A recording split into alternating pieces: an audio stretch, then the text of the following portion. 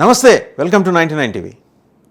చూస్తున్నాం కదా, New York mayor ఆయన జోహ్రాన్ మందాని చాలా కాంట్రవర్షియల్ పర్సనాలిటీ అని చెప్పేసి అక్రాస్ ద గ్లోబ్ ఉన్న జ్యూస్ ఆయన మీద అభియోగం మోపుతున్నారు. ఎందుకంటే ఈయన పాలస్తీనా సపోర్టరు, అదంతవరకు కొంతవరకు సమస్యమైనప్పటికీ కూడా హమాస్ నుంచి ఈయనకు ఫండింగ్ ఉంది. ఈరోజు ట్రంప్కి దొరికిన కారణం అదొక్కటే. ఎంతసేపు ట్రంప్ కూడా ఏం చెప్పారు, ఈయన ముస్లిం, ఈయన ఇక్కడ పుట్టలేదు, ఈయన ఎప్పటికీ ఈ దేశం మీద మమకారం ఉండదు, ప్రేమ ఉండదు, ఎందుకంటే ఆయన మగ అనే కాన్సెప్ట్ కదా, make America great again. But ఈయన డెమోక్రాట్ అయ్యుండి, అంటే లెఫ్టిస్ట్ భావజాలం నుంచి వచ్చారు.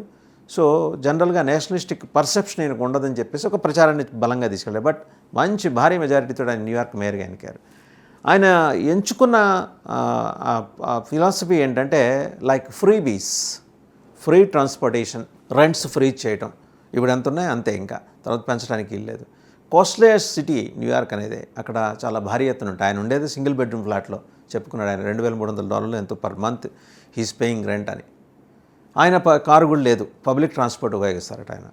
సో అలాగే కార్స్ అండ్ లగ్జరీ వెహికల్స్ వాళ్ళ మీద హెవీ టాక్సేషన్ అండ్ బిలియనర్స్కి సంబంధించి ఎక్కువ టాక్సేషన్, ఇవన్నీ ఆయన ప్రచారంలో చెప్పుకుంటూ వచ్చాడు. ఫ్రీబీస్ బాగా పనిచేసినాయి. అండ్ అలాగే ఎక్కువ 51% ఆఫ్ ఓటర్స్లో 51% ఏషియన్ రీజియన్ నుంచి వచ్చి అక్కడ సెటిల్ అయిన వాళ్ళు. అలాగే బ్లాక్స్ ఒక 40% అబవ్ ఉన్నారు ఉన్న ఓటర్స్లో, లిమిటెడ్ ఓటర్స్లో. So that has become an advantage for Zohran Mamdani. వీళ్ళ మదర్ వచ్చేప్పటికి మీరా నాయర్, భారతదేశానికి చెందిన రచయిత్రి. సరే, ఎప్పుడో వెళ్ళి అక్కడ స్థిరపడ్డారు. అతను క్యాంపెయిన్ స్టార్ట్ చేసే నాటికి ఆయనకున్న vote percentage 1%. But how could he become the mayor అనే దానికి వచ్చేసరికి విచ్చలవిడిగా ఆయన ఫండ్స్ హమాస్ నుంచి సపోర్ట్ వచ్చింది, ఆయనకి ఫండింగ్ సపోర్ట్ వచ్చింది. ఆ సపోర్ట్ తోటి ఆయన ఆ రకంగా గెలవగలిగారని. సరే, సపోర్ట్ ఫండ్స్ ఇచ్చినంత మాత్రం గెలుస్తారనడానికి ఆస్కారం లేదు, కానీ బట్ ఫండింగ్ కానీ ఆయనకి హమాస్ నుంచి వచ్చిన సపోర్ట్ కానీ ఇవాళ ప్రపంచవ్యాప్తంగా పెద్ద డిస్కషన్కి దారిస్తుంది. ఎందుకంటే జ్యూస్ మీద యాంటీసెమిటిజం మనం మాట్లాడుతుంటాం కదా, వాళ్ళ మీద అకారణంగా వివక్ష చూపించటం, క్రోధం పెంచటం, పగ, ద్వేషం ఇవన్నీ ఉంటాయి. అంటే గ్లోబల్ ఫైనాన్షియల్ సినారియోలో ప్లాట్ఫామ్ మీద జ్యూస్ది ఇవాటికి కూడా తిరుగులేని చెయ్యి వాళ్ళు, తర్వాత ఎవరైనా. అలాగే మీడియాని అండ్ వివిధ దేశాల్లో వివిధ సంస్థల మీద ఆధిపత్యాన్ని జ్యూస్ ఇప్పటికీ కలిగి ఉన్నారనేది సహజంగా ఉండే ఒక కోపం. అది ఇస్లామిక్ నేషన్స్లో చాలా బలంగా ఉందనేది. ఇజ్రాయెల్కిను మిగిలిన దేశాలకి మధ్య 57 ఇస్లామిక్ నేషన్స్కి మధ్య నడుస్తున్న వార్ కిందే ఇవాళ మనం చూస్తూ వచ్చాం. మొన్నటిదాకా ఇజ్రాయెల్ గాజా ఆ ఎవాక్యుయేషన్కి, తర్వాత పోస్ట్ సీజ్ ఫైర్ డెవలప్మెంట్స్, ప్రపంచ శాంతి దూత డొనాల్డ్ ట్రంప్ వాళ్ళిద్దరి మధ్య ఒప్పందం కుదిర్చిన తర్వాత ఇంకా జరుగుతున్న పరిణామాలు ఇవన్నీ చూసిన తర్వాత ఈయనకు మనసులో ఒకటి స్థిరంగా పడిపోయింది. జ్యూస్ అంటే వాళ్ళు ఖచ్చితంగా వాళ్ళ వల్ల ఉపద్రవాలు ఉంటాయని. ఆ ప్రచారం బాగానే పనిచేసినట్టుంది, గెలిచారు మొత్తానికి.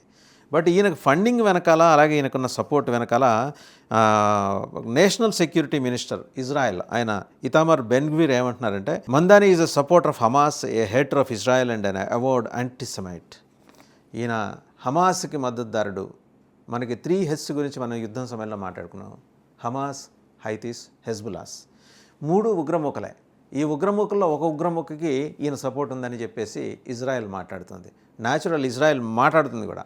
ఇన్ఫ్యాక్ట్ ఇజ్రాయెల్ ఇంకో విషయం గుర్తు చేస్తుంది, న్యూయార్క్ 9/11 అటాక్స్ మరిచిపోయిందా, న్యూయార్క్ పౌరులు మరిచిపోయారు.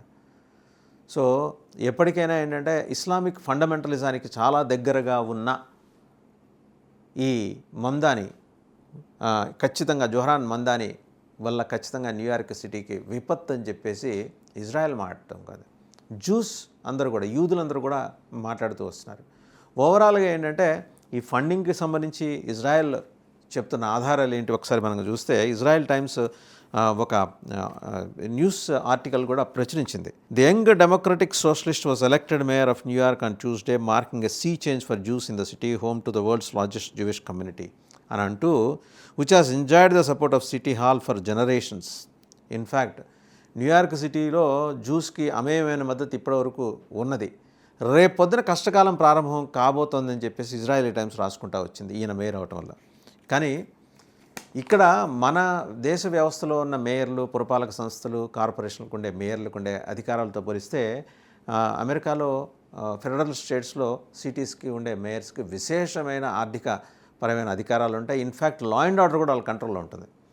సో ఇది ఇప్పుడు జ్యూస్కి భయం పట్టుకుంది అన్నట్టు, యూదులకి భయం పట్టుకుంది. అండ్ ఈయన అంత కర్కశంగా ఉంటాడా అంటే, కుర్చీ ఎక్కే ముందు వరకు ఆయన మాట్లాడిన మాటలు వేరు. వేరాస్ ఆయన ఛార్జ్ తీసుకోవడానికి ట్రాన్స్మిషన్ పీరియడ్ ఉంటుంది. ఈ లోపల జరిగిన ఒక సంఘటన మీద ఆయన రియాక్ట్ అయిన తీరు కూడా వేరు.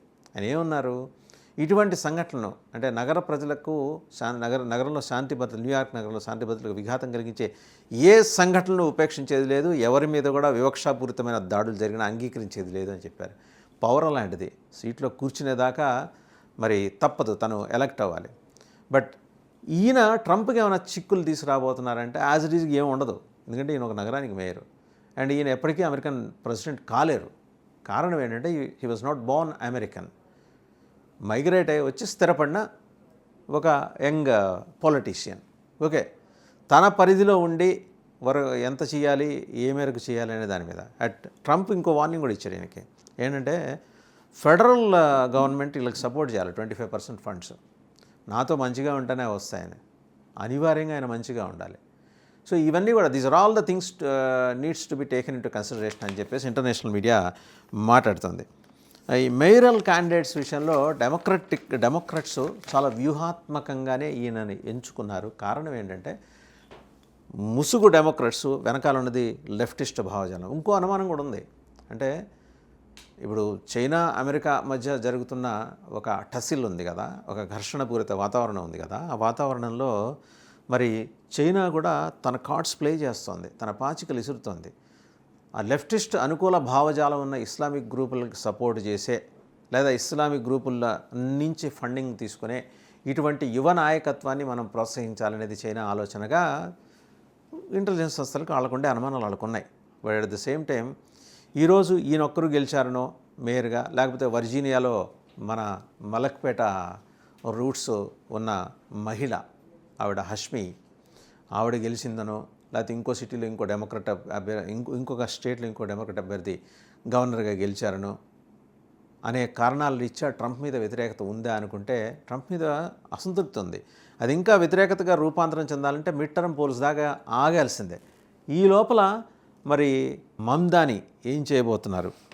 అండ్ అలాగే ఇంకా ఏం మాట్లాడుతున్నారంటే ఆయన యాక్సెప్టెన్స్ స్పీచ్లో ఒక మాట అన్నారట, he will not waver in combating antisemitism as mayor, his assurances did not satisfy Israeli politicians. యాంటీసెమిటిజానికి సంబంధించి నిర్దిష్టమైన అభిప్రాయాలు కలిగి ఉన్న మందాని కారణంగా జూస్ కమ్యూనిటీ ఇబ్బందులు ఎదుర్కొంటుందా? ఎందుకంటే ప్రపంచాన్ని ప్రభావితం చేసే కమ్యూనిటీ అది యూదులు. దాదాపు 100 మందికి పైగా నోబెల్ శాస్త్రవేత్తలు ఆ కమ్యూనిటీని ఉంచున్నారు. Prosperous and entrepreneur community. ఆ కమ్యూనిటీ ఏదో సంశయం పెట్టుకుంది. డెమోక్రాట్లు తీసుకొస్తున్న ఇలాంటి హమాస్ మద్దతుదారుల వల్ల అమెరికాలో లా అండ్ ఆర్డర్ అనేది చిన్నాభిన్నం అవుతుందేమని. బట్ ట్రంప్ మరి మీదేసుకొని చేస్తున్న సంస్కరణల పేరిట మీదేసుకొని చేస్తున్న దానివల్ల కూడా ప్రజల నుంచి వ్యతిరేకత వ్యక్తమవటమే ఇలాంటి వాళ్ళు గెలవటానికి గల కారణమని కూడా అంతర్జాతీయ మీడియా విశ్లేషిస్తుంది. చూద్దాం, ఇంకా ఆయన మేయర్గా ఛార్జ్ తీసుకోవాలి. తీసుకున్న తర్వాత ఆయన ఏం చేయబోతున్నారు, ఏం చేస్తారు, ఎలా ప్రజల్ని ఆకట్టుకోబోతున్నారు. ఫ్రీ ట్రాన్స్పోర్టేషన్ అని అంటున్నారు కదా, ఆయనే కారు కూడా లేదు. So use public transport. So అది తర్వాత రెంట్స్ ఫ్రీ చేయటం అండ్ బాగా సొమ్ము చేసిన వాళ్ళు, డబ్బు చేసిన వాళ్ళ మీద ట్యాక్స్లు వేయటం, ఇవన్నీ వెల్కమింగ్గా వాళ్ళకి ఓటర్లకు కనిపించాయి. కాబట్టి న్యూయార్క్ ఓటర్ ఆయన్ని ఎన్నుకున్నారు.